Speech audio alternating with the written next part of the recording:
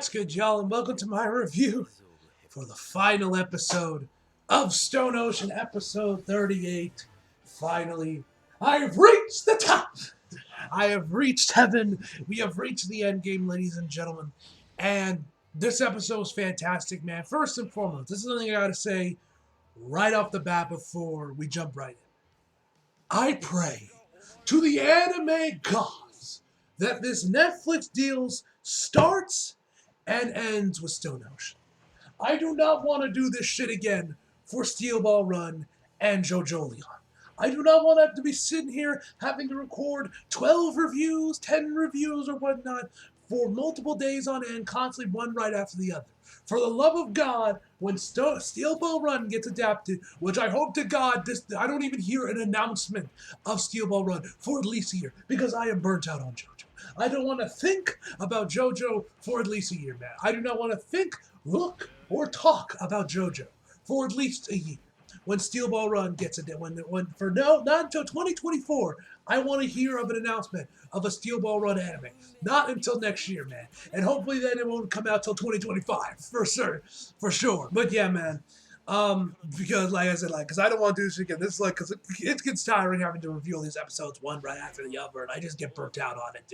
I would much rather prefer reviewing JoJo, going back to weeklies like I was for part 3, part 4, part 5, and just part 5. I'll say part 6, but part 6 was Netflix. But yeah, man. So hopefully Steel Ball Run, it's back it will be back on JoJo Fry's reviewing this, and it won't be once again with Netflix. We can pray and hope that is the case. But we will have to wait and see on that, ladies and gentlemen. But if Netflix does get this, please just make it weekly. Please just make it weekly, man. That is all I ask, man. I do not want to do this again I don't want to do this again after Stone Ocean. But besides that, man, the episode's fantastic. I'm gonna be real though. You guys will see some of my reactions as well when I drop those. But I'm kind of a little confused with the ending. I'm kind of confused with all this talk, with all the time displacement, multiple realities, possible time travel that was involved in this episode. I'm kind of confused on the ending. Now, I think what's going on here, and please correct me if I'm wrong, or if there's any hardcore JoJo fans in there that are they're knee deep in the trenches that could better explain this shit, please do so in the comments. But what I'm assuming is that the ending of this episode ends in basically the alternate reality that both Steel Ball Run and JoJo Leon will be taking place when those two get adapted. Those two parts get adapted, part 7 and part 8. I'm assuming, just judging from how it looks, it seems like that we are in the alternate reality that Steel Ball Run and JoJo Leon take place in. That's what I'm assuming. I think that's where this takes place. I could be wrong. If I am, correct me if I'm wrong in the comments. But yeah, man. Either way, I've rambled on long enough. Hopefully this won't be a thing for Steel Ball Run. We'll have to wait and see on that.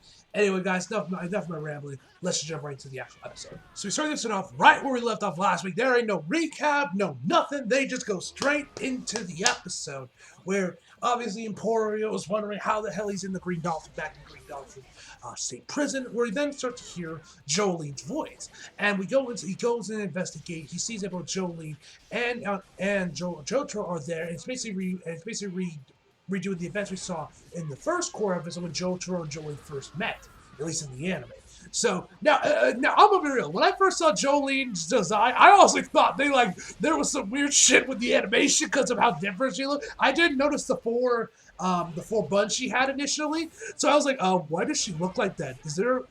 Did someone at Deer Productions rush through this episode? Like, what's up with this? What's up with her look? Then when I saw the 4 buds and I saw her logos were different, I'm like, okay, it's supposed to look like this. Jotaro was the same, when they both look very different than how they usually look. So, and I think the dialogue is the same, although I can't tell.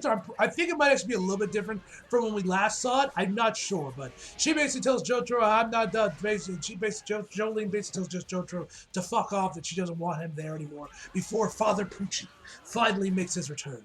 With his eyes still fucked up from Jolene's knife, as he comes approaching to Jotaro. And Jotaro's like, oh wait, this is the busy room, no one's supposed to come here. And then we got Father Pucci Man just straight backhands Jotaro as he gets over to where Emporio is. And by this point, Emporio overheard that that was like November 30th, 2011, rather than 2012, which is where Part 6 has been taking place for this core. So at first, because I'm pretty sure I mentioned this in my review in the last episode, that I thought that maybe there was some time travel fuckery going on with that why Emporio's back here. Turns out I am both right and wrong. I am right because they are indeed in the past from where we left off in the last episode with them in Cape Canaveral, but it's them in an alternate universe. Like I said, I'm assuming this universe that they're in currently right now, and that Father Pucci created and saying, "Behold, welcome to the new world." That shot looked pretty awesome, by the way, when he has hands saying "Behold to the new world." Is the same universe that Steel Ball Run and JoJo's will be taking place when we get to those parts, I'm assuming. Anyway, so as he continues on, he tells Emporio that when he was creating the new world, Emporio wasn't supposed to be a part of it, so he has no choice left but to eliminate him as he summons his stand and Emporio starts screaming. Then we get to the OP, which they finally changed up. I haven't mentioned this before in the reviews, but I mentioned this in the reactions, that I was like, I know that there was like a second version of the OP of this because I saw it pop up on my recommended a couple times, and I'm pretty sure I might even saw it on Twitter as well. Didn't watch it for obvious reasons because I didn't want to get spoiled it, but I was like, okay, when's that next OP gonna be playing? And we finally got it here. First off, I'm like 90% certain they switched up the text and made it a little bit more glitchy looking. I could be wrong though, but I'm pretty sure the text looks different. But obviously the big one is that, first off, they changed the weather forecast background to when his sister, I guess, or Father Pucci's sister at the very least, jumped off a cliff. Before we get to the shop where we see on a stage, or when we see Father Pucci, we finally get to see the full renders of all the characters that were originally hiding in shadows. Not gonna lie, that shot when we actually get to see what they look like looks amazing. The colors of it looks amazing, bro. I love that shot. And now this is when it gets real cool, because once they back out the clock and we see Jotaro, he goes in there, uses the world, but it's like almost instantly gets rid of. And then once he turns around to face Father Pucci, they go back to the original OP of JoJo, all the way back at the beginning of the series from part 1 when they were doing Phantom Blood. The same panels and everything, and I'm pretty sure the channel they use for Jolene when she makes her appearance is like the same one they used in that initial OP. I could be wrong though, but I'm pretty sure that's the same shot they used in that first OP when they were like rushing through the manga at that point. And then they just got just do one massive callback to the first OP with a lot of similar shots to that first OP. A shot of all the Joe stars up to that point: Jotaro, Jolene, Jonathan, Joseph, Giorno, Josuke, all of them. And then we end with this, amazing shot where they basically redo the ending shot of the first OP when Jonathan went for the punch to hit Dio, and the camera starts spinning around as they see them go down. They basically do that again with Jolene and Don Fuji, which is really awesome to see. I love the callback to it. I was kind of hoping that the mask would also get sink into the water too, or something similar to that effect, because that was a pretty cool shot. But no, instead they basically reused last 10 seconds of the Stars Crusaders OP with like the stars and everything, and then the final shot with the logo and everything. It looks like, I could be wrong though, but I'm pretty sure that's very similar to the Stars Crusaders OP. I was also kind of hoping that they would also bring in the sound effect for this one, which they kind of did for like the second half of it, but the first half they didn't bring any sound effects in, which kind of sucks. I kind of wish they went all in with the sound effects like they did for the first OP, because that was so cool, and they actually brought back the sound effects. But we did get the sound effects at least in some form in the second half of the OP. Either way, that was pretty cool. So by this point, Father Pucci is completely kicked in the door as he slowly starts to approach his Emporio, ready to finish him off. And so then Emporio kind of looks over to the side. Father Pucci tells him that his plan is going to be to return to his room, and that this is fated work because the universe had already experienced this up to this point. In the previous universe, that's how Father Pucci knows that what his destiny is, or rather what his fate is, and that he is going to go hide for his room because that's where he hid in the previous universe, and that he calls it his secret room as Father Pucci slowly starts to approach him more and more.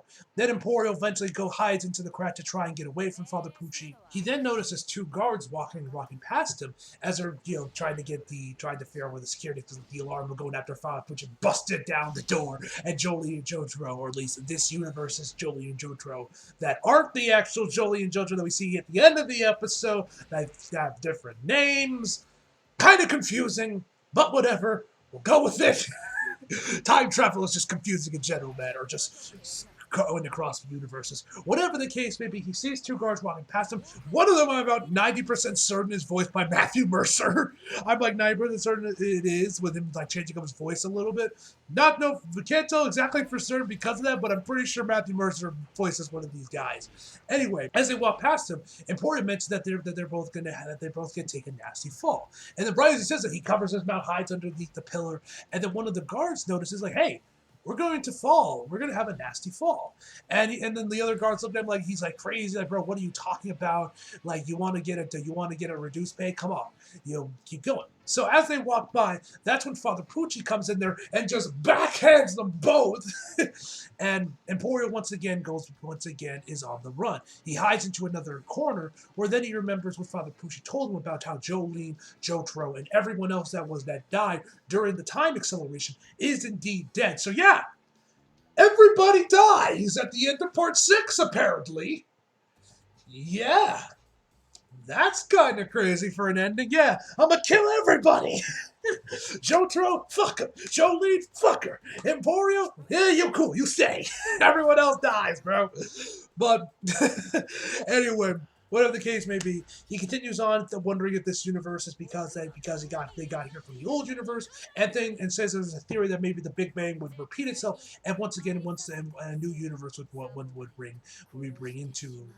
would come in. So, then Father Pucci, after he's like trying some more, Father Pucci walks into the door. By the way, I gotta say, I love Father Pucci's walk right here, bro. I love the way how he just slowly he's approaching Emporio like he's a fucking serial killer in like a slasher movie, like a Jason Voorhees or a Michael Myers. I just love his walk here, man. It definitely has that like slasher villain type, intimidation towards it, where they just march towards you, bro. It reminds me of a T-800, I really dug it. I don't know. I just really dug his walk cycle as he marches towards him for me. I just love the way he is just walking towards him, bro. I just love his walk here. And so he continues on saying that everybody who did survive the time acceleration and was brought into this universe basically can see into their future, and they can see what their destiny is and what fate has in store for them. At least for now, I'm not sure if this only goes because, of course, they are now into the past from where they were in Cape Canaveral. That only means up to 2012 they'll be able to see their future. If that means they'll be able to see their future for the rest of the time. Everyone can see into their future and they know what's going to happen. And he mentions down how two people are not going to be brought together by gravity. They'll know who they'll be dating with. They'll know when they'll get an accident, when they fall into an illness, and who they'll hate with a burning passion. He continues on, and he also brings up a really good point here that I thought was interesting as he marches towards Emporio. He also mentions when wars will be caused and all that why would I want to know that? Why would I want to know when I die? Wouldn't that fill me with nothing but despair? And he says that because even if you die tomorrow, the realization of being prepared for that would get rid of that despair, which I thought was an interesting concept, because it does beg the question, if you knew you died tomorrow, what would you do? Would you prepare for it? Would you do everything you want to try and make the most out of it? Or would you just hide or would you just be struck by despair and just not be able to move forward because you're not ready to die yet? And I think that's a really interesting concept, because I can see where Father Pucci is coming from, with saying that how this would be giving people true happiness, and them knowing if, say, they even did die tomorrow, then be able to prepare for it would get rid of that despair. But you also got to remember, there are definitely going to be people out there, if they know they're going to die tomorrow, they're just going to be stuck in despair, trying to figure out how to stop that, or just not be able to come to terms with them dying the next day. They would much rather not know they were dying the next day, rather than knowing it and just seeing the clock slowly ticking away to when they actually die. It's an interesting concept. You could probably have a lot of interesting discussions about this concept from this episode, part 6, but I just thought that was super interesting. And he mentions how people are able to do this isn't because if they memorize it, it's just because it's been engraved into their minds of what this is happening. So eventually, Emporio once again, of course, trips, because of course he does. You cannot have the villain chasing the main character without them slipping on fucking something. This is horror movie 101. So now he's like lifting up his shirt, trying to find his gun, but of course he can't find it because he left it at the ocean. So then he gets over to one of the end of one of the hallways, and to the right, at least to the staircase, at least to his ghost room, and the other is just to another hallway. So he's like, Father Pucci wants me to go to the right to go to my ghost room, then I'll just go to the left. He won't know this. But fate was there. Like I said, this is some Final Destination type shit, where he goes to the left, but of course there's a broomstick waiting for him just to hit him on the head and sending him tumbling down to the stairs. And if Pucci says that this is fate at work, and that even the slightest, in you trying to slightly divert from how fate said, from what fate has for you, it'll reset itself and put you back on the right course of what fate has in store for you and what your destiny truly is. He then continues on to explain why he stopped the time here was because this is when Emporio would be at his weakest, his most vulnerable, because he can keep him here. This is before he would lose him and Kid Canaveral. So because he has to get rid of him, because of course he's gonna try and attack him later on. He has to get rid of him here and now. So as Father Pucci eventually comes in there, he summons his stand made in heaven. Young's performance here was also really good when he screams out, "Time to you're going to die, Emporio," or something like that. Man, his performance was great. But then they both get sunken into the craft where it's revealed that Emporio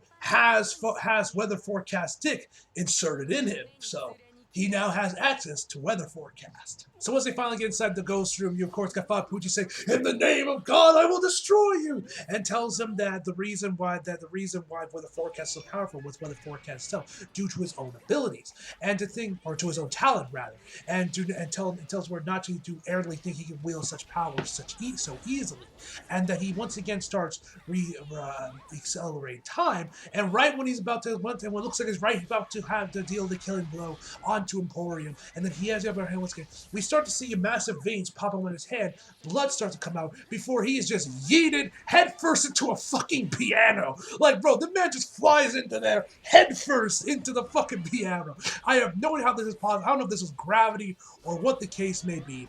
Also, by the way, one thing I got to mention about Weather Forecast, whenever Weather Forecast does that pose where his hand is right underneath his chin, I can't be the only one that thinks he looks like he's giving the finger, because that little metal part that's right where his chin is. I can't be the only one that thinks he looks like he's giving the finger whenever he does that pose, because he does it later on this episode when Emporio talks about how he kept the disc and is using it because of Jolene and weather forecast. Every time I see him, he just looks like he's looking somebody off, and I just think that's kind of funny.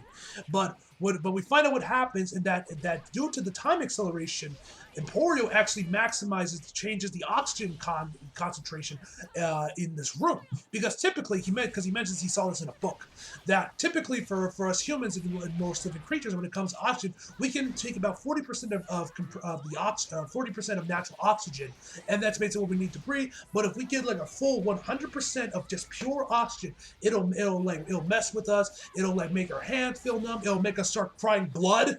It seems like as well, because both Emporio and Father Pucci both start crying blood at this point. And then he mentions the small little veins, your eyes will burst, and you will go blind, and then he will slowly start to fall unconscious.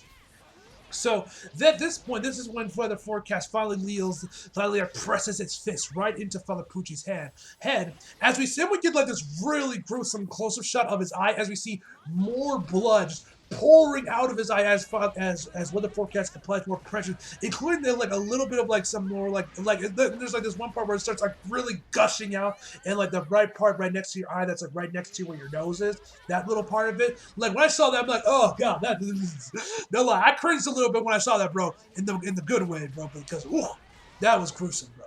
And once again, as Father Pucci starts to beg for his life once again, he actually does mention that if he dies, no people will no longer be able to see the future and see what their fate is. Which I was like, okay, this is probably Rocky's way of getting around it, because I was wondering when he was talking earlier on the episode, when Father Pucci was talking about how people will be able to see their fates once again, and will know their fates, and they'll be able to attain true happiness. I was wondering, is this going to become a problem in Part 7 and Part 8? If this is where those parts are taking place in this universe, unless there's a separate universe that gets created just for Part 7 and Part 8. This isn't the one that's where those two parts take place, or if this is something Rocket was just completely forget about for once he got started on Part 7. Well, we got our answer. This is why. They just forget once Father Pucci's dead, which obviously happened. So we then finally get the beatdown we have been waiting for, as Weather Forecast lays the smacketh down on Father Pucci, as Father Pucci gives his last words saying that he will kill you, I will kill you, you insignificant brat. As mentioned before, I love Father Pucci's insults. They are amazing. We then, as he beats the living shit out of Father Pucci, we then see this ant kind of come out of this wormhole onto some ground, and it just starts moving around as we then get over to the gas station by the Green Dolphin prison, where he then sees Hermes coming out of a bus. She looks a little bit different in this one, where she has like this headband around her head, and it seems like she's traveling or something. And she asks Emporio to try if he got any change on him, or I think she actually asked him to get some food from the gas station or something. I can't remember what it is. Either way, she's trying to break this 50, but I guess she took too long because the bus driver, whoever, just straight up like yeets her luggage out of the bus and just drives away without her. And then right after the bus leaves and Hermes grabs her stuff, we then see Anastasia chilling out by some limbo with some drip going on, this giant purple hat. No, like this dude strip looks like a pimp. Let's be real. With that fucking hat he has on, he looks like a pimp. I can't be the only one that looked at his outfit and think this dude looks like a pimp with that fucking hat. I can't be the only one. Regardless of such, Anastasia tells Hermes that he'll give her a ride if she uses that $50 to get to some gas and some food, because they also ran out of some gas. And then this is when the window comes down there and it's revealed that Jolene is inside the car. And bro, Emporio, man, is absolutely flabbergasted when he sees that Jolene is inside the car. Once again, gotta say, Jolene looked really cute here, man. Like, I don't know what it is. I don't know what Araki has done to Jolene's face, but like, when we see her here, and then, of course, and we see her in older pictures of her, compared to how she typically looks the rest of her, she just looks way cuter than she typically does in the rest of her. I don't know what Araki did to her face to make her look a little bit more cuter in here than she normally does, but I don't know what magic it works. Either way, that's something I just noticed, that Jolene looked a little bit cuter here than she typically does. But like I've said, either way, Jolene's a baddie regardless, man. You guys know me. I like Jolene. She's hot. You know what I'm saying? I'm just saying, she looks a little bit cuter when she has like a softer face and not, I guess, as masculine, I guess it is, or there isn't as much shading on it or whatever. I don't know what Araki does to her face to make it look like this, but whatever the case may be, Emporio is like on the verge of tears and all this as Jolene asks him what his name is, as we find out that they're actually not Jolene and Anastasia. Instead, it's Anarchist, which I wonder in the original sub, if they maybe tried to change his name because of licenses or whatever. In the original sub, he was known as Anakin. Just because it sounds similar to Anakin. If that's the case, cool. I didn't know Araki was a Star Wars fan. But regardless of such, it's Anarchist and Irene. Jolene is Irene. So she gets out of the car, wraps her like sweater around him, asking him what his name is, and then Emporio, as he's crying, as he starts sobbing, tells her that his name is Emporio. So as they start walking out, you hear bung bung dun dun dun.